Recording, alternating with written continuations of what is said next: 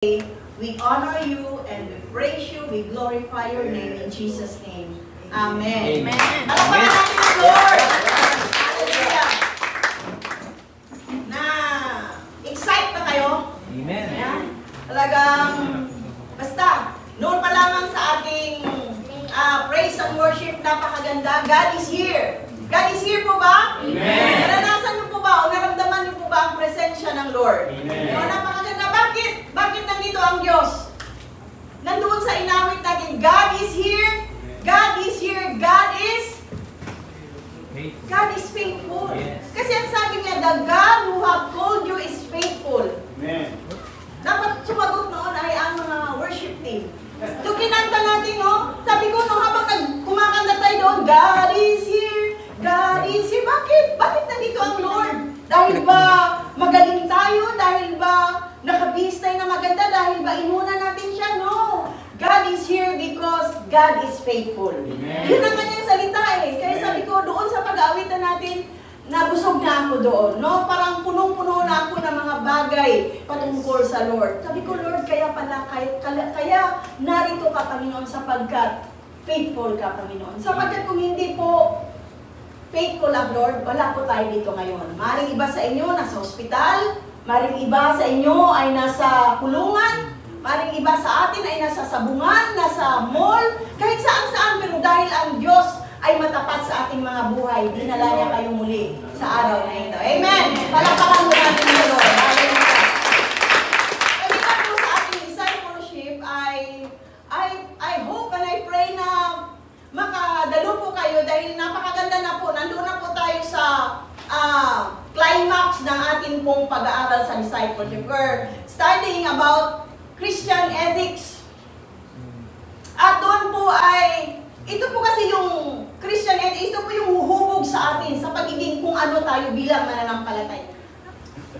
Doon po sa pag-aaral natin ay napakaganda na po ng ating topic po. Papunta na po tayo doon sa kasi di ba pag tinuturuan natin ang ating mga anak, unti-unti no, umaakyat yung ating pagtuturo sa ating mga anak. So, Christian ethics po, aralin po natin kung paano po ba tayo mamuhay bilang mananampalataya.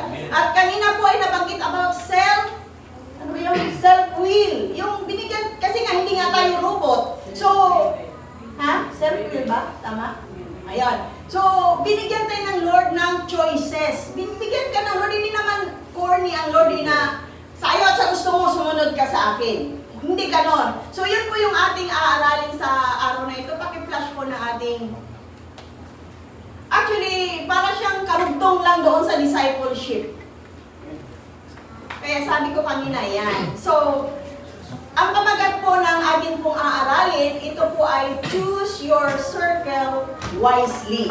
Yan. Ito po ay patungkol po sa kung paano tayo pipili ng mga taong nakapaligid sa atin. No? Although kanina po ay nag-e-echo po siya. Kanina po ay inaral natin na nung nilikha tayo ng Diyos, hindi tayo ginawa as parang robot. Binigyan tayo ng Lord ng karapatan na mamili. Pero ang sabi sa salita ng Diyos sa Proverbs, sabi, pwedeng next, yan. Ang sabi po, dito po tayo kukuha ng aralin. Sabi sa Proverbs 12:26, the righteous choose their friends carefully, but the way of the wicked leads them astray. Kasi kanina din po nabanggit that kung sino daw yung lagi mong kasama, naging katulad kanila. So sabi dito, you become like the people you spend most with your time. Kung sino yung palagi mong kasama, magiging katulad ka rin nila pagdating ng araw. So choose carefully. Back po sa first slide. So dito po ay pinamagatin itong mamili ka ng maayos. Choose your circle wisely. Pag sinabi pong circle, hindi lang ito mga kaibigan, kundi ito yung mga tao na lagi nating kasama. Ito yung mga tao na kasama siya sa pang-araw-araw mo ng buhay. Kung ginugugol mo yung oras para doon sa mga taong yun. And kailangan kilala mo, know your circle or know your circle of friends. Nakuha niyo po? Naalala niyo pa ba yung mga nakaraang comments? Siyempre, hindi nyo po naalala. Ako lang nakaalala, may mensahe dito na about the fate of the friends of the paralytic man. Naalala nyo po na yung paralytiko na dinala siya ng kanyang mga kaibigan, binitbit siya, ang daming tao, hindi sila makapasok doon. Ang ginawa nila, umakyat sila, binutasan nila yung bubong. Naalala nyo po yun? Binutasan nila yung bubong at binaba nila yung paralitiko. So nung nakita ni Jesus, sabi ni Jesus, Jesus was moved by the faith of the friends of the paralytic. Hindi niya pinagaling yung ano ba yung paralytic sa ano? Tagalog? Paralyzed. Thank you, Lord. Paralisado. Hindi siya makagalaw. Okay. Nung nakita ni Jesus, sabi niya, grabe itong faith ng mga kaibigan niya. So, pinagaling ni Jesus yung paralitiko. This kind of friends, dapat ganito ang pipiliin nating mga kaibigan. Okay. Introduction pa lang to ha, wala pa tayo doon. So, na-share ko rin doon about anong klaseng kaibigan ang pipiliin natin. Friends. Binigyan ko nito ng acronym, no? Yung friends, F, dapat faithful, dapat same ng pananampalataya natin. R is righteous. Thank you, Lord. Palakpakan naman din ng Lord sa buhay ni Lord. So, righteous, friends. Dapat ang mga kaibigan natin ay meron ding righteousness katulad ni Jesus na yun ang pamantayan natin. Pangatlo ay is integrity. Dapat yung pipiliin nating kaibigan merong isang salita. E, encourager. Dapat yung mga kaibigan natin nag-i-encourage sa atin. Okay? And, never leave you nor forsake you. Dapat ang kaibigan hindi nang iiwan. Amen? Amen. And D, do not compromise. Ang kaibigan mo dapat hindi ka dinadala na okay lang to. Dapat walang compromise na nagaganap. And S, dapat ang isang kaibigan ay nagsusupport sa'yo. Isa pang meaning ng S, your friend should be a secret keeper. Dapat hindi ka chinichismis ng kaibigan mo. Dapat kung ano, marunong siya magtago ng sekreto. Yun yung friends. Yun yung pakahulugan ng friends. Pero hindi po yun ang mensahe natin. So, paano nga ba tayo pipili ng tamang kaibigan o ng tamang, hindi lang kaibigan, kundi tamang mga tao na nakapalibot sa atin? Next, please. Hindi nagana yung bibili nga ako noon pag may yan. Next, please. Next slide, please. Yan. So, ito yon. Watch out for this kind of people in your circle. Minsan, hindi tayo aware, nandoon na sila sa circle natin. Minsan, kasama na natin sila. So, kailangan, dahil siguro sumemplang tayo sa pagsala, nandiyan na sila sa ating circle. Nakakasama na natin sila. So, ito yung mga tao na kailangan bantayan natin, or sabi sa English, watch out for this kind of people in your circle. At ito daw mga tao na to ay kailangang itigil na natin yung stop holding to this kind of people. Number 1, kung kanina po ay positive, faithful, no? Ano yung mga hanapin? Ito na yung mga babantayan natin na dapat wala ito sa circle of friends natin. Number 1 is the betrayer.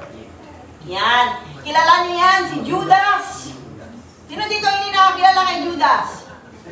Yan, lahat kilala si Judas. Matatagpuan ito sa Matthew chapter 26 verse 14 to 16 nung ipinagkaluno niya mismo si Jesus. Okay? Itong mga tipo type ng person, these are the people who betray your trust and loyalty for their gain. Kaya ka lang naman talaga binibitray ng isang tao or ng isang kaibigan kasi gusto niya yung sa kanya mapunta yung ginansya sa Bisaya, gain. Okay. Siya po yung tatanggap. Okay. They often pretend to be close but work against you. Tandaan po natin na si Judas po ay within the circle of friends ni Jesus. Hindi lang si Judas po ay isa siya sa 12 disciples ni Jesus. Ibig sabihin, kilala niya si Jesus. Ibig sabihin, Christian ito si Judas. Pero nakuha niya pa rin na mag-betray.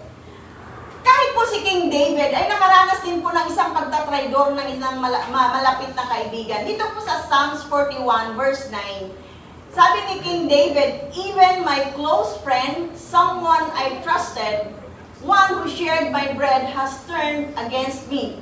Actually, same din po ito kay Jesus, diba? Si Jesus nang sinawsaw niya yung tinapay doon sa Last Supper, sabi ni Jesus, isa sa inyo ay magkakanulo sa akin. This is the same sa kay King David naman po, isang isa sa pinakamalapit na tao sa kanya, yung advisor niya, si, di ako sure Ahithophel, okay?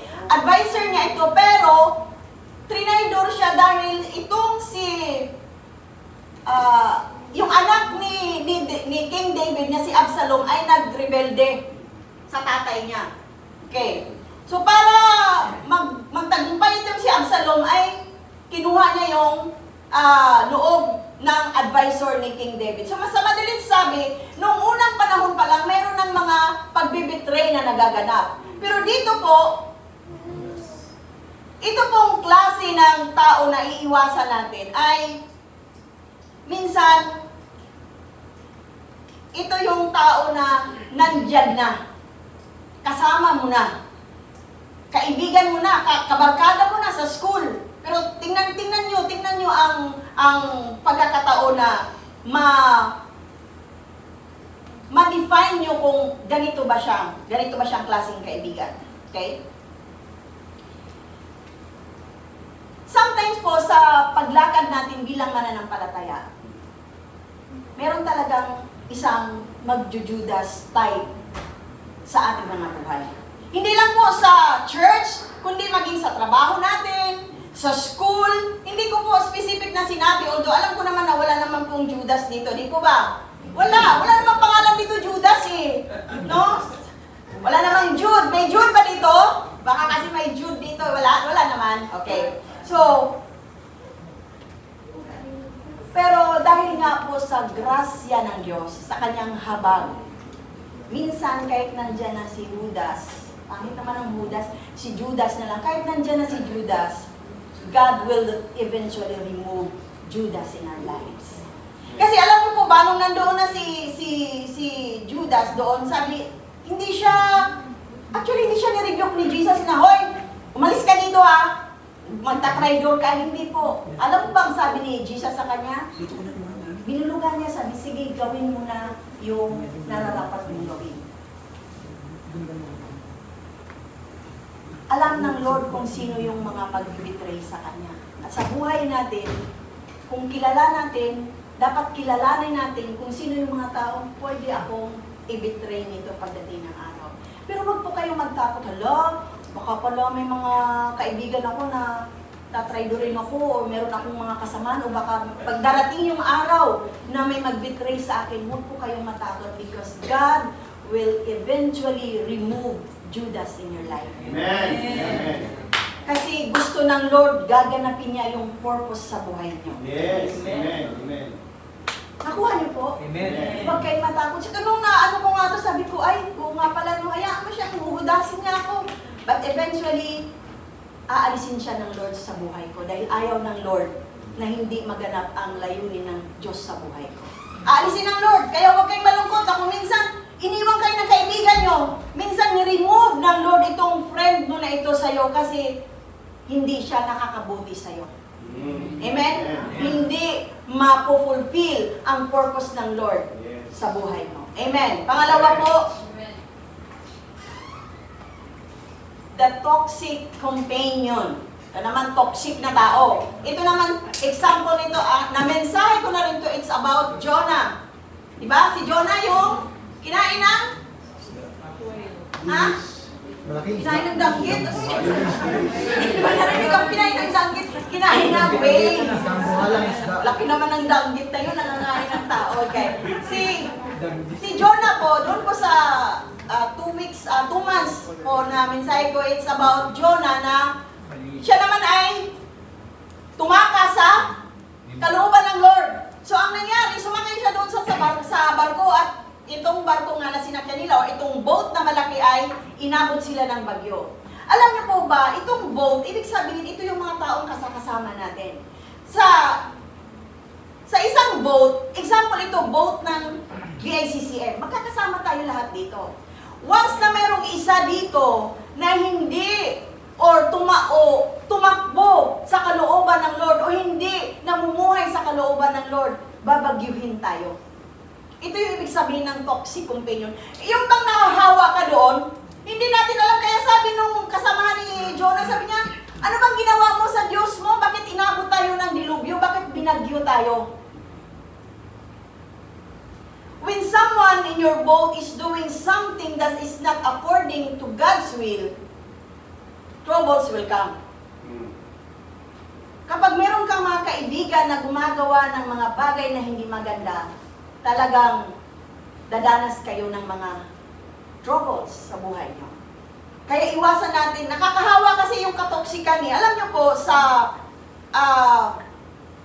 Tagalog, ang ibig sabihin ng toxic ay maligalig. Okay. Meron po kasi akong kasamahan sa trabaho na kapag kasama namin ito sa duty, talagang matutoxic kami. Sabi ko ganun. Ito kasing aming trabaho is ICU siya. So, sa labas, meron kaming isolation. So, minsan kapag gagawa ako ng schedule, o ikaw, 4 na nurse doon sa labas sa isolation. Minsan itong mga, syempre, yung mga malalapit mong kaibigan sabihin, ma'am, ayoko niyan kasama. Bakit? Toxic yung kasama eh. Alam mo, hindi pa nagsimula ang duty, toxic na. Hindi pa, 12 oras ang duty namin. Kaya sabi ko, hindi pwede kasi, ayoko niya ma'am, ayokong kasama. Di ba po, may mga ganong tao na ayaw natin kasama kasi toxic. Kaya, ingatan po natin yung mga ganitong kasama. Kasi, or di kaya, ikaw naman yung toxic sa grupo nyo. Hindi ka aware, ako na pala yung toxic. Ako na pala yung iniiwasan. Yan, ito yung mga iiwasan natin. Number 3, mabilis lang to. Number 3 is the distractor type of friend. Ito yung si Delilah. Kilala niyo si Delilah? Ito yung alam niyo yun? Ay, kanta pala yun. Ito yung si Delilah. Ito yung, it's about makikita natin ito sa Judges chapter 16 verse 15 to 20. Ito naman yung kwento ni Samson. Sino sa inyo nakakilala kay Samson? Samson! Hindi nyo kilala si Samson? Si Samson yung malakas. Malakas, di ba? Nilaro natin to. Samson, Delilah, Lion. O, di ba? Di ba? Alam pa ni Anthony. Si Samson po isang malakas na mandirigma. Actually, siya sa mga judge. Si Samson po ay, ang kanyang buhok ay mahaba. Secret, ito yung sekreto. Pero hindi ko sinabing magpahaba kayo ng buhok ha. Actually po, kaya po malakas si Samson kasi never pong nagupit ang kanyang buhok kasi inalay siya ng kanyang nanay. Ang nanay po kasi ni Samson is baog. So, ang nanay niya ay nagpipray, Lord, bigyan niyo ako ng anak. Kapag ako ay nagkaanak, i-offer ko sa sayo. Okay? So, nung binigyan siya ng anak, sabi niya, hindi ko gugupitan yung anak ko hanggang sa paglaki niya. No, ang haba ng buhok ni Samson, pero hindi naman nakalugay na ganon. Nakatirintas naman yon. So, sa madaling sabi, si Samson ay isang mandirigma ng Israelites. Marami siyang nilupig dahil siya ay malakas. Pero dahil nga, meron siyang, natukso siya dito kay Delilah. Kasi ito si Delilah. Ano ba si Delilah? Isa siyang enticement. Ano ba yung entice? Nang-aakit. Nanunukso. May mga kaibigan tayo na nang-aakit. Okay, paano niya inakit si Samson? Sabi niya, Samson, sabi niya, ano bang sikreto mo, bakit nalulupig mo yung kalaban ng Israel? Mag-isa ka lang, tinatalo ni Samson ang mga Philistine. So, itong si Delilah, inutusan siya, alamin mo nga kung ano yung kahinaan ni Samson. So, araw-araw tinatanong tinatanong ni Delilah, tinatanong niya, Samson, ano ba ang sikreto ng kalakasan mo, ng lakas mo? Hindi ito sinasabi ni Samson. Pero dahil makulit si Delilah at iniintays niya, tinutukso niya itong si Delilah, siguro sabi niya, sige ka, pag hindi mo sabihin, break na tayo.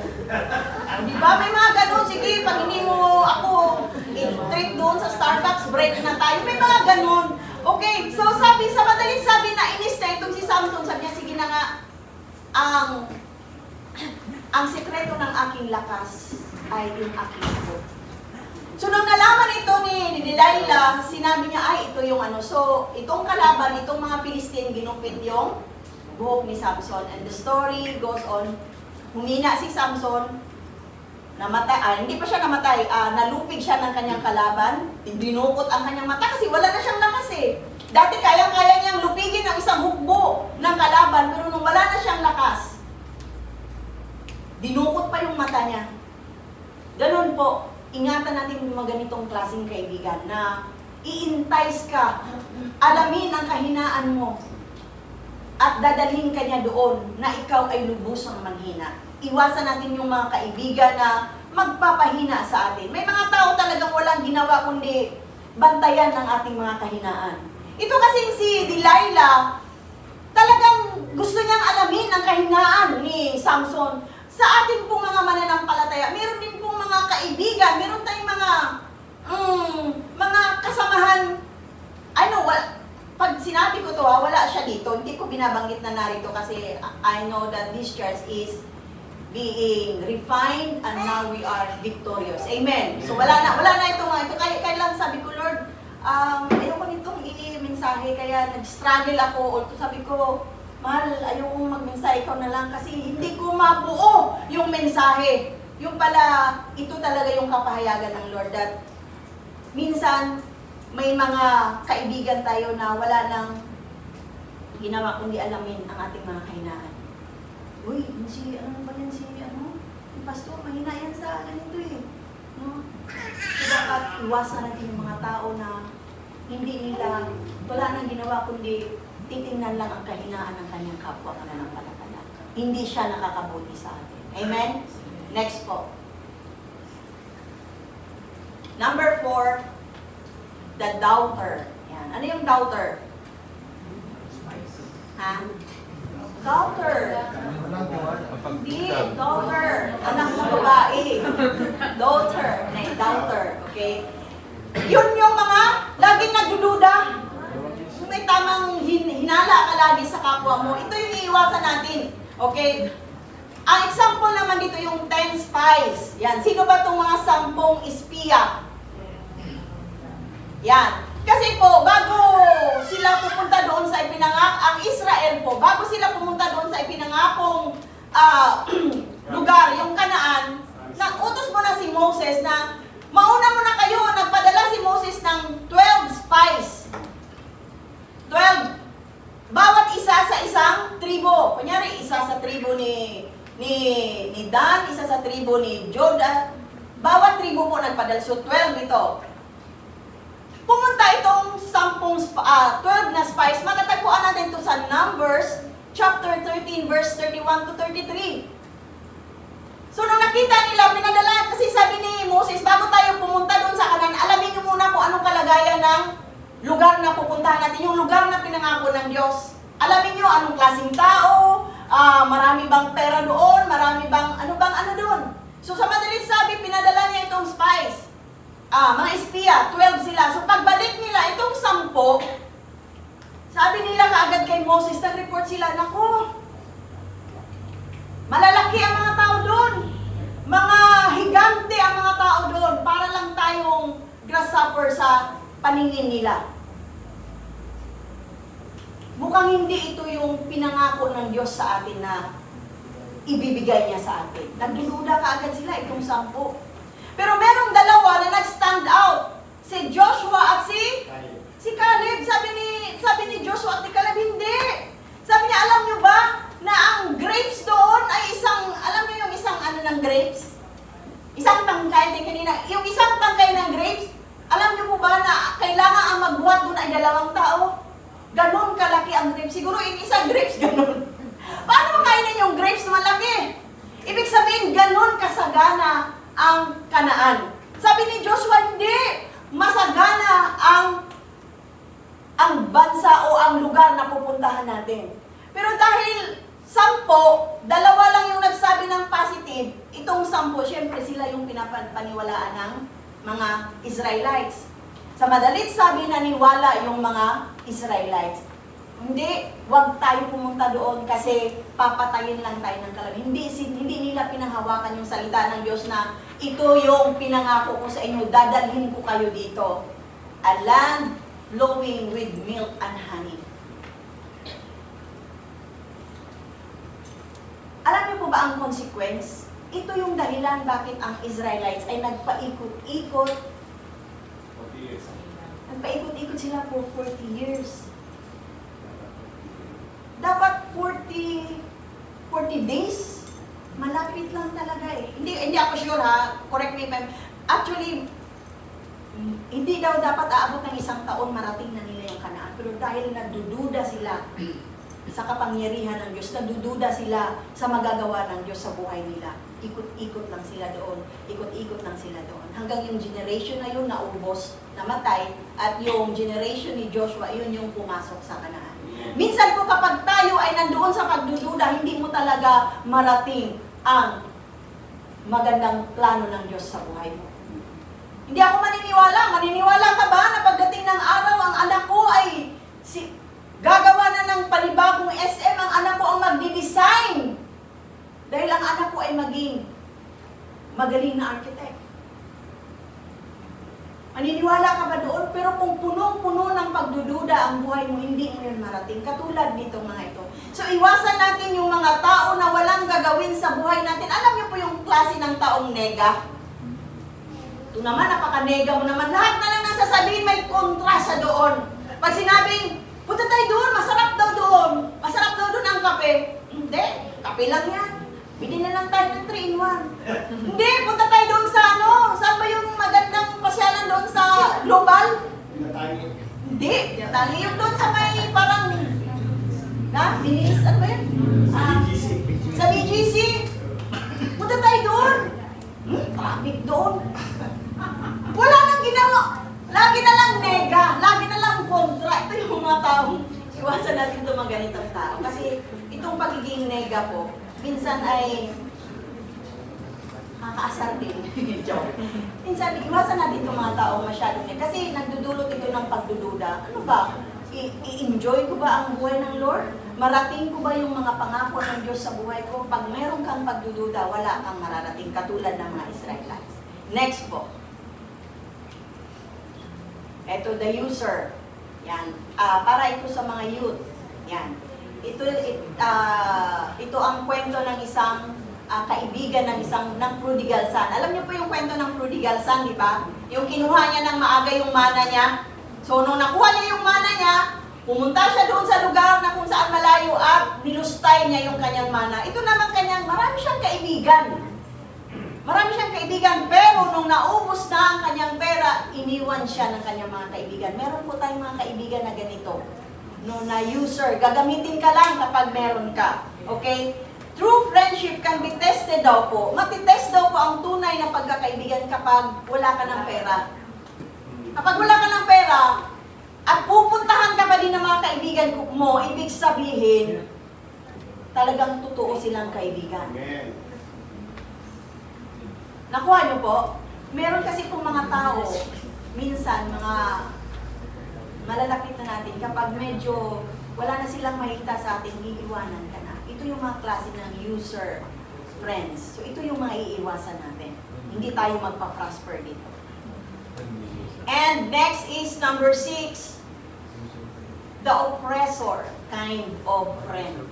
Katulad ni Pero. Alam niyo yung oppressor? Ha? Ito yung mga tipo na mga kaibigang bully. Yan. Sino dito bully sa inyo? Ay, hindi, syempre walang bully dito. Sino ang nakaranas sa inyo ng binubuli kayo ng mga friends nyo? Minsan nakakaranas tayo, binubuli tayo ng mga... Alam niyo po ba na minsan may mga kapatiran ang bubuli din? Pero joke lang naman yun, Sir Lorna. Minsan kasi nagbubulihan kaming dalawa ni Sister Lorna, pero hindi yun ang ibig kong sabihin. Ibig kong sabihin, ito po yung mga tao na who refuse to let you grow. Ayaw nila na mag-grow ka, okay? Keeping you bound to unhealthy cycles of relationship. Gusto nila, alam niyo po, si Pharaoh, ayaw niyang pakawalan ang mga taga-Israel kasi ayaw niyang sumamba ang mga Israelites sa kanilang Diyos. Gusto niya siyang nasusunod. Ibig pong sabihin ng oppressor, it's a Pharaoh type of friend, is sila yung mga tipong diktador. Gusto nila magdidictate, dapat ganito, dapat ito lang ang ituturo mo, dapat ganito lang. Yan, sila yung mga tipong oppressor. Okay. Sometimes, or kadalasan naman talaga, God removes the oppressor to set you free. Aalisin naman talaga ng Lord eh. Bakit inaalis ng Lord yung Israel sa bansa ng Egypt? Para maging malaya sila. Okay? Sa atin po, sa Galatians chapter 5 verse 1, sabi po, for freedom, Christ has set us free. Tayo din po ay pinalaya ni Jesus. Katulad ng mga taga-Israel. Stand firm, therefore, and do not submit again to a yoke of slavery. Slavery po means sin. Minsan kasi pinalaya na tayo doon sa kasalanan na yun, pero gusto pa rin nating balik-balikan. Ang sabi dito is, dahil kay Jesus, pinalaya na tayo. So dapat ang mga taga-Israel, gusto nilang bumalik doon sa Egypt, gusto nilang balikan. May ganun silang attitude. But because nandoon si Pharaoh, ino-oppress sila, bawal yun. Pero sa bandang dulo, sinet free sila because God moves. Ang Diyos na ang gumawa ng paraan. Ibang pag-aaral din nun kung ano ang pinaranas ng Diyos sa bansa ng Egypt. Kung kaya pinalaya nila ang mga taga-Israel. Next po, malapit na tayo. Dalawa na lang. The envious kind of friend. Meron talaga hindi natin maiwasan. Mga ingitero. Lalo na yung mga hindi talaga mananampalataya. Doon mo talaga makikita sa mga kaibigan natin na wala sa Panginoon. Hindi talaga maiwasan. Sabi, hindi, pumikit ka. Inggit, ano ba yan? Pikit. Inggit, pikit. No, para daw hindi ka mainggit, pumikit ka, huwag mo na lang tingnan. Pero paano ba natin to i-apply? Alam niyo po ba sa 1 Samuel chapter 18 verse 7 to 11, meron pong isang inggiterong tao. Ito po si Saul. Hindi to si Saul na si Pablo sa New Testament. Si Saul, ito po yung first king ng Israel. Okay? Siya po ay nainggit kay King David. Actually, hindi pa pala king si David. Nainggit siya kay David kasi si David po ay anointed siya, no? Marami siyang napatay. Siya ay isang mandirigma. Okay? So ito naman si Saul ay naiinggit siya kay David. So, ang sabi ito sa James 3:16, for where jealousy and selfish ambition exist, there will be disorder and every vile practice. Kapag meron daw inggitan, okay, magkakaroon ng disorder.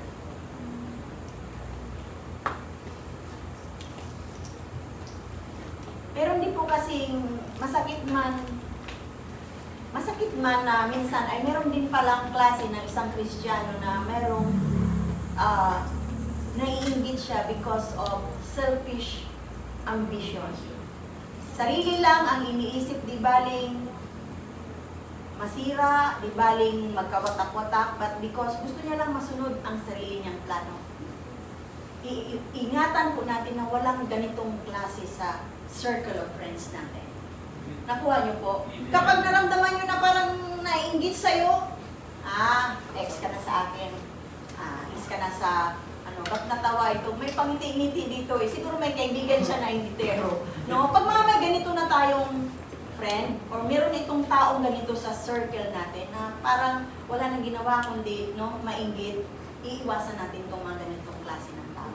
Sapagkat ito daw, sabi ito sa James, sabi ito daw ay magdadala ng disorder. Walang kapayapaan hanggat merong naiinggit. Ito ang sinabi sa James. Amen? The last is the modern day Jezebel. Matatagpuan natin ito sa 1 King, the whole chapter 19. Ito yung kwento ni Jezebel. Na-message ko na rin po ito, hindi ko lang alam kung maalala nyo si Jezebel po ay isang reyna at asawa siya ng hari at siya yung nagbabalak na ipapatay si Elijah. Elijah. Yan. May nagbabalak na ipapatay ka, Elijah. Actually, si Prophet Elijah, gusto niyang patayin. Kasi si Elijah po ay, siya yung voice of God, siya yung nagsasalit, siya yung propeta siya eh. So gusto ni Jezebel na ipatigilin si Elijah. Gusto niyang patigilin sa pag-prophesy si Elijah. So, itong si Jezebel, buhay pa to sa kapanahonan natin. Baka sakaling sabihin nyo, namatay na yan eh. But the modern day Jezebel, meron siya, minsan nandoon din siya sa loob ng iglesia, but hindi siya tao. Isa siyang spirit, a Jezebel spirit. Ano ba itong Jezebel spirit na ito? Ito daw po yung spiritually controlling, okay? She wanted to control the voice of God. And ito yung isang katangian ni Jezebel. She is manipulative.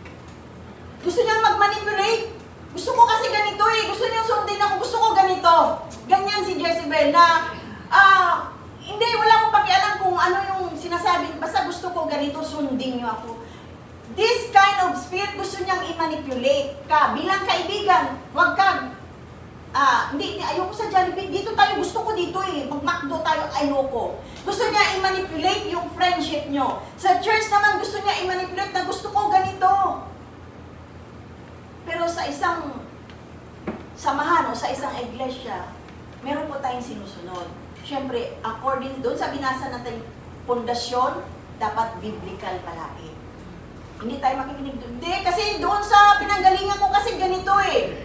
Doon yun sa pinanggalingan mo. So, natin ito ka na ngayon, okay? Huwag mong hayaan na i-manipulate ka ng isang tao. Itong mga ganitong klase ng tao, iwasan natin. Amen? Upang maganap natin ang purpose ng Lord sa buhay natin. Holding on to this kind of people, itong 8 na nabanggit ko, can hinder your destiny. Pwede pala kung may mga ganito tayong klaseng kaibigan, pwede nga palang hadlangan ang destiny natin. Okay? Pwede niyang hadlangan ang growth mo, yung paglago mo, at pwede niyang hadlangan ang relationship mo with God. Kapag may mga kaibigan tayo or may mga kasamahan tayo na ganito ang espiritu, pwede mahadlangan ang paglago natin espiritual. At kung hindi tayo lumago, ano na mangyayari sa atin? Hindi na magaganap ang purpose ng Lord sa buhay mo, sa buhay natin, at sa pananawagan ng Diyos sa iglesia nito. Yes. Next slide, please. Dapat daw ganito ka pumili ng kaibigan. Don't just pick a friend because they're cute. Gusto ko itong mga kaibigan ito kasi mga pogi to, cute eh. Para pag dumaan kami, grupo to ng mga cute okay? Don't just pick a friend because they are cute, okay? Pick someone you can go to war in the spirit with. Ibig sabihin, pag pumili ka daw ng kaibigan, kailangan kasama, pwede mo siyang isama sa pakipagdigma spiritually. Ito yung tipong kaibigan na, halika, mag-pray tayo. Halika, mag-pray tayo. Halika, punta tayo sa gawain. Ganito daw klaseng kaibigan ang hahanapin natin. Next slide po. Surround yourself with believers.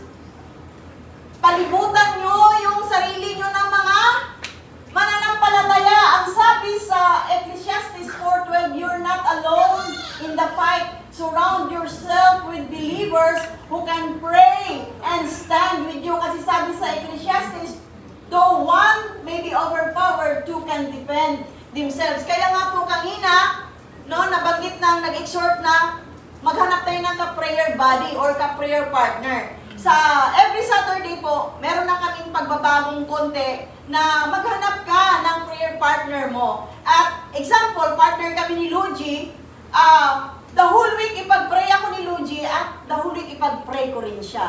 Ganong klase klaseng kaibigan nagpapadalaginan tayo sa bawat isa. Ito yung mga hanapin yung kaibigan. Hindi yung mga kaibigan na dadalhin ka sa kung saan-saan. Nakuha niyo po? Ang sabi nito kasi, palibutan niyo ang inyong sarili ng mga mananampalataya.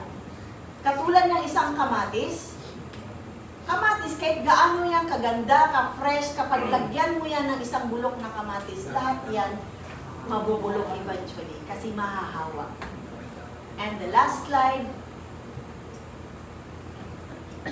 Ayan. The righteous choose their friends carefully. Iingatan po natin yung mga pinipili nating kaibigan, yung pinipili nating sasamahan, okay? Doon po sa 8, kahit isa lang doon or dalawa, maalala mo, oy, hindi itong klaseng tao ang sasamahan. Nakuha niyo po?